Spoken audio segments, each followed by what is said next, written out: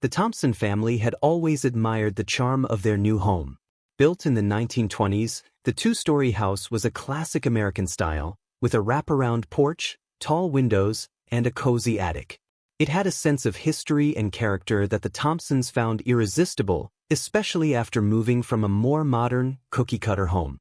The house seemed perfect, but from the very beginning, there were small things that didn't quite add up. Strange noises in the middle of the night, cold drafts in rooms with no open windows, and shadows that seemed to move out of the corner of your eye. The Thompsons, however, chalked it up to the quirks of an old house settling.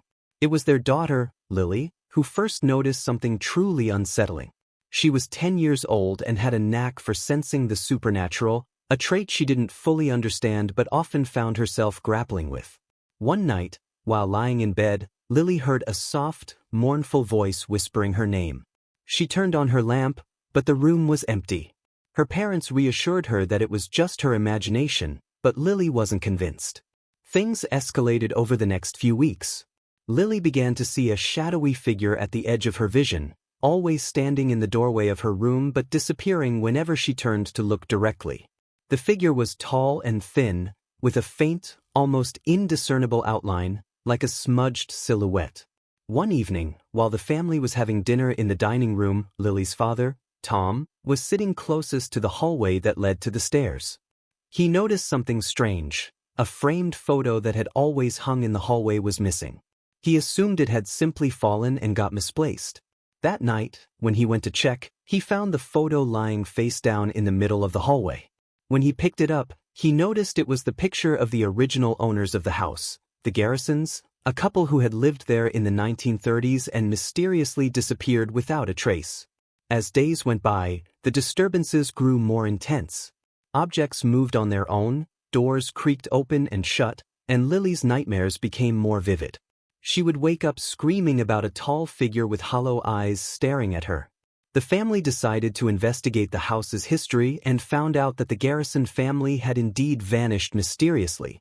The house had been sold multiple times after that, and no one stayed for long. The Thompsons finally sought out a local historian who dug deeper into the records. They discovered that the Garrison family had been involved in a bitter feud with their neighbors over property boundaries and had been harassed and threatened for months before their disappearance. It was believed that someone had harmed them and hidden their bodies within the house. Determined to find answers, the Thompsons hired a paranormal investigator. The investigator performed a séance in the attic, where the disturbances seemed to be strongest. During the séance, the entity revealed itself as a tormented spirit seeking closure. It was the ghost of Mr. Garrison, trapped in a loop of his last days, angry and confused. The spirit desperately wanted the truth of his and his family's fate to be known. With the help of the paranormal investigator, the Thompsons conducted a small ceremony to honor the Garrisons and released the spirit from its earthly bounds. The disturbances ceased, and the house, though still old and creaky, felt peaceful again.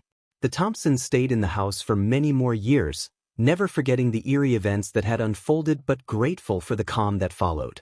They often shared their story with visitors, a reminder of the shadows that sometimes linger in the quiet corners of our homes. Don't forget to subscribe and like if you like the story. After the séance and the release of Mr. Garrison's spirit, the Thompson family hoped their ordeal was finally over. The house returned to its usual creaky charm, and Lily, now older, began to put the past behind her. However, as the years went by, subtle changes began to unfold. One autumn evening, when Lily was a teenager, she was rummaging through the attic while searching for some old family photos. The attic had always been a place of curiosity and trepidation for her, but she had grown accustomed to it. While sorting through dusty boxes and old furniture, she stumbled upon an old, locked trunk that she had never noticed before. The trunk was intricately carved and looked as though it had been hidden deliberately. With some effort, Lily managed to pry open the trunk using an old screwdriver she found among the attic's clutter. Inside, she discovered a collection of items that seemed out of place: letters bound with faded ribbon, a small diary, and a collection of old photographs. Most intriguing was a large, ornate locket that seemed to radiate a strange energy. Lily, feeling a mix of excitement and apprehension, began to read through the letters and diary entries. They were personal correspondences between the Garrisons and their neighbors, revealing a darker side to the neighborhood's history. The letters detailed threats and escalating hostility, along with pleas for help from the Garrisons, which had gone unanswered. The diary, written by Mrs. Garrison, painted a picture of growing fear and isolation. One letter, dated shortly before their disappearance, was particularly chilling. It was a final plea for help, written in a trembling hand, describing an ominous encounter with someone who had been stalking their home and making their lives a living nightmare. As Lily read through these revelations, she realized the Garrisons' fate was even more tragic than anyone had known. Their disappearance was not just a random act of violence but part of a prolonged campaign of terror. The ghost of Mr. Garrison had been trying to communicate the full story, and now Lily understood why the spirit had been so restless. Determined to uncover the truth and provide closure for the Garrison family, Lily took the documents to a local historian and journalist who had been fascinated by the house's history. Together, they researched the neighborhood records, old newspaper clippings, and personal accounts. Their investigation uncovered that one of the Garrisons' neighbors, who had since passed away, was responsible for their disappearance, a man driven by greed and envy over property disputes. With this newfound knowledge, Lily and the journalist wrote a comprehensive article detailing the Garrison family's plight, ensuring their story was finally told. The article was published in the local paper, and it stirred up a wave of interest and sympathy from the community. The Thompsons organized a memorial for the Garrisons, finally acknowledging their suffering and honoring their memory. In the years following, the house seemed to exhale a sigh of relief. Though it remained old and creaky, it now felt lighter, as if the weight of the past had been lifted. The Thompsons continued to live there, with Lily often reflecting on the house's dark history and how it had led to a deeper understanding of the human cost of unresolved anger and injustice. The locket and the diary, which Lily kept as a memento, were placed in a small display case in the house. They served as a reminder not only of the tragic events that had occurred but also of the importance of truth and remembrance in healing the wounds of the past. The house, once a symbol of fear, became a place of reflection and peace, a testament to the resilience of those who seek to uncover the truth and provide closure to the lost souls that linger in the shadows. Years had passed since the Thompsons had unveiled the truth about the Garrison family's disappearance. The house, once haunted by restless spirits and dark secrets, had become a place of quiet reflection and family warmth. Lily, now in her 20s, had moved away for college but returned often to visit her family and the home she still considered her sanctuary. One crisp autumn evening, Lily decided to stay overnight at the house. It was a nostalgic visit, marked by memories of her childhood and the challenges they had overcome. After dinner with her family, she went up to the attic to retrieve a few old boxes of keepsakes she had left behind. As she sorted through the boxes, she noticed something odd. The old trunk she had discovered years ago was missing. Her heart skipped a beat. The trunk had been locked and stored in a corner of the attic, its contents now well known to her. She had left it there, along with other family mementos. Panic set in as she searched every corner of the attic. The trunk was nowhere to be found. Determined to get to the bottom of the mystery, Lily started asking her parents if they had seen the trunk or if they had moved it. Both seemed genuinely puzzled and insisted they hadn't touched it. Her father, Tom, suggested they check the house's old blueprints and possibly hidden compartments. That night, as Lily tried to sleep, she was again disturbed by the whispers of her childhood. The old, mournful voice from before seemed to be calling her name. She couldn't make out the words, but it was as if the house itself was trying to communicate with her. The whispers grew louder, more insistent, until Lily, unable to ignore them, decided to investigate. She descended into the basement, which had always been a place of mystery and occasional dread. The basement was dark and musty, filled with old furniture and remnants of past renovations. As Lily moved among the clutter, she noticed a small, hidden door she had never seen before. It was slightly ajar, revealing a dimly lit space behind it. With a flashlight, she pushed open the door and found a narrow staircase leading further down. The air grew colder as she descended, her breath visible in the beam of light. At the bottom of the stairs was a small, underground room. The room was filled with old, cobweb-covered items, but one thing stood out: an ornate, dusty chest that looked remarkably like the trunk she had found years earlier. Her hands trembled as she approached the chest. It was locked, but the lock seemed old and corroded. With some effort, she managed to break it open. Inside, she found a collection of items similar to what had been in the original trunk: letters, a diary, and photographs. But there were also new items: clothing, small trinkets, and a key. The key was old-fashioned, with an intricate design that matched no locks she had seen in the house. As Lily examined the contents, she found a final letter addressed to her, written in a shaky hand that was unmistakably Mr. Garrison's. The letter revealed a chilling new truth. It explained that the trunk had been hidden to keep it safe from those who wished to destroy the evidence of the Garrison family's plight. Mr. Garrison had hidden it in the basement before his disappearance, hoping that one day someone would find it and uncover the truth. The letter also warned of a deeper malevolent presence in the house, a spirit that had been influencing the events from the shadows, a spirit not of the Garrisons, but of someone even darker who had been involved in their disappearance. This spirit was not yet fully gone and had been manipulating the house's energy to keep its secrets buried. With this new revelation, Lily knew what she had to do. She gathered the items and returned to the main floor, where she found her parents and told them about the hidden room and the new evidence. Together, they contacted the paranormal investigator who had helped them before. The investigator returned to the house with a renewed sense of urgency. They performed another séance, this time in the basement, where the presence seemed strongest. The dark spirit revealed itself as a malevolent force that had taken advantage of the chaos and fear surrounding the Garrison family's disappearance. This entity thrived on the suffering and had been trying to prevent any resolution to their story. With the combined efforts of the investigator and the Thompsons, they conducted a powerful ritual to banish the dark spirit. The atmosphere in the house grew lighter, and the oppressive feeling that had lingered seemed to lift. The house was finally free of its darker influences. Lily and her family ensured the final chapters of the Garrison family's story were shared with the community, bringing even more closure to the troubled past. The house, once a place of dread, became a symbol of perseverance and the power of uncovering hidden truths. Though the past would always be a part of their history, the Thompsons felt a renewed sense of peace, knowing they had done everything possible to bring light to the shadows that had once haunted their home. As the seasons changed and time passed, the Thompson house stood as a testament to both the darkness that had once lurked within its walls and the light that had finally dispelled it. Don't forget to subscribe and like if you liked this story. The house, now cleansed of its darker energies, continued to be a place of reflection and peace for the Thompsons. Lily, having graduated from college, decided to make a more permanent move back home, drawn by a desire to preserve the family legacy and continue the work of shedding light on the house's history. As Lily settled into her new role, she started an informal project to document the house's past and its paranormal experiences.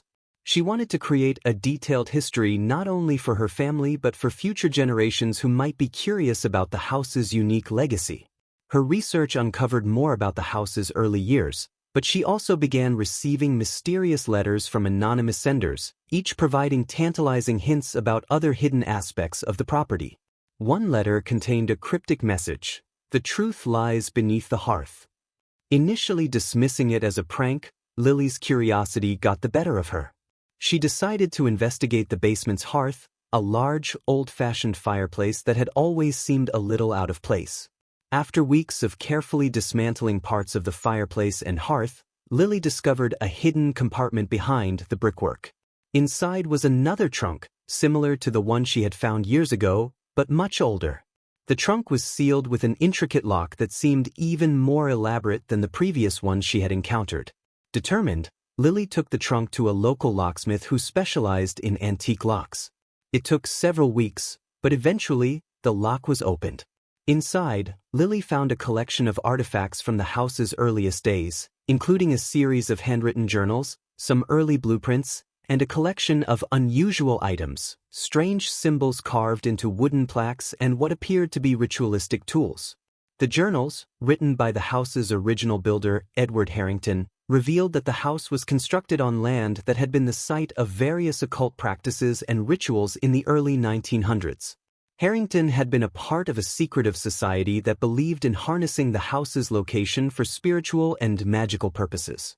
The items found in the trunk were evidence of their attempts to channel supernatural energies, which they believed would grant them power and insight. The final journal entry detailed a growing concern among the society members about a powerful entity they had inadvertently summoned. Harrington described how this entity, seeking to gain control over the house and its occupants, had begun influencing events from the shadows, leading to disturbances and tragic occurrences. This discovery deepened Lily's understanding of the house's history. The malevolent spirit that had plagued the Garrisons and her family was part of a larger, more complex narrative involving occult practices and spiritual manipulation. Lily realized that the house was a focal point for supernatural energies, and that previous attempts to cleanse it might have only scratched the surface. Armed with this new knowledge, Lily reached out to experts in occult history and paranormal studies. They helped her devise a comprehensive plan to address the lingering influences and protect the house from future disturbances. Together, they performed a series of rituals to neutralize the remaining occult energies and create protective wards around the property. As part of their efforts, they also restored some of the house's historical features, preserving its charm while ensuring that its spiritual history was carefully managed. Lily wrote a book about the house's history, blending historical research with her personal experiences, and it was well received in the community. Her book not only brought attention to the house's unique past but also helped to demystify and neutralize some of the lingering fears. With the house finally at peace and its dark history acknowledged and addressed, the Thompsons felt a renewed sense of hope and renewal. The house, once a source of fear and turmoil, became a place of learning and healing. It stood as a symbol of the resilience of the human spirit and the importance of facing and understanding the shadows of the past. As Lily continued to live and work in the house, she often reflected on the journey her family had taken, from the initial unsettling experiences to uncovering hidden truths and finally finding peace. The house, with all its history and mystery, became a place where the past was respected and the future was embraced with hope and clarity. Months after Lily's book was published and the house had been thoroughly cleansed and restored, the Thompson family enjoyed a newfound sense of tranquility. They had transformed the once feared home into a hub of historical and paranormal research, drawing visitors and scholars interested in its unique past. One chilly November evening, Lily received an unexpected package. The package was unmarked, and inside was a single old-fashioned key and a note written in a flowing script that read, "Thank you for your efforts. But the truth is not yet complete. Seek the final answer where shadows linger." The key was adorned with intricate designs that seemed familiar but didn't match any locks in the house. Lily was puzzled but decided to investigate further. She considered the note's cryptic message and thought back to the house's dark history and the various locations it had revealed. With her curiosity piqued, Lily began to re-examine areas of the house she hadn't explored thoroughly. She focused on the basement, where the hidden room and previous trunk had been found. Her attention fell on an old, dusty closet tucked away in a corner of the basement, which had always seemed insignificant but had been left untouched. Using the key, Lily unlocked a small, rusty lock on the closet. Inside, she discovered an old, ornate door set into the basement wall, hidden behind a thick layer of cobwebs and dust. The door was unlike any she had seen in the house before, with symbols that matched those found in the previous trunk. Her heart raced as she opened the door, revealing a narrow, stone-lined passage that seemed to descend further underground. The air was cool and musty, and Lily could hear the faintest echo of her footsteps as she descended into the depths. At the end of the passage was a small, dimly lit chamber. The walls were lined with strange, arcane symbols, and in the center of the room was a pedestal holding an ancient, leather-bound book. The book seemed to hum with a faint, ethereal energy. Lily felt a shiver of anticipation and apprehension as she approached the pedestal. As she opened the book, she found it was written in a language she didn't recognize, but the pages were filled with diagrams, rituals, and accounts of supernatural phenomena. Among the pages, she discovered a detailed account of a ritual intended to bind a powerful entity to a location, preventing it from causing further harm. It described how the ritual had gone awry, leading to the disturbances that had plagued the house. The last pages contained a handwritten note in a familiar hand. It was signed by Edward Harrington, the original builder, and it detailed his regret and fear about the entity he had inadvertently unleashed. The note revealed a final twist. The entity, although weakened, was not fully destroyed. It had been using the house's energy to remain hidden, waiting for the right moment to reclaim its power. The book concluded with instructions for a final, cleansing ritual that needed to be performed during a specific lunar phase to ensure the entity's complete banishment. The ritual required a rare alignment of celestial bodies and was intended to be performed in a hidden chamber below the house. Realizing the gravity of the situation, Lily knew she had to act quickly. She gathered a team of experts, including the paranormal investigator who had helped her before, and prepared for the ritual. They performed the complex ceremony during the rare celestial alignment, using the ancient book as their guide. As the ritual reached its climax, the house trembled, and a dark, swirling mist began to form in the basement. The mist seemed to coalesce into a shadowy figure, the very entity described in the book. With intense focus and precise incantations, the team managed to contain and banish the entity, sealing it away for good. The house calmed as the ritual concluded, and the oppressive atmosphere lifted completely. Lily and her team emerged, exhausted but triumphant, knowing they had finally put an end to the dark chapter of the house's history. In the aftermath, the Thompson family continued their work with a renewed sense of purpose. They turned the house into a center for studying and understanding the paranormal, dedicating it to preserving the history and knowledge they had uncovered. One night, as Lily walked through the house's peaceful halls, she noticed a new, mysterious painting that had appeared on the wall of the attic. It depicted the house surrounded by ethereal light, with shadows and figures softly fading away. The painting was unsigned, but Lily knew it was a gift from the spirits they had freed, a reminder of their journey and the final chapter of their story. The house stood as a monument to the resilience of those who seek the truth and the power of facing the shadows of the past. The mystery of the house was complete, but its legacy of courage, discovery, and redemption lived on. Don't forget to subscribe and like if you like this story.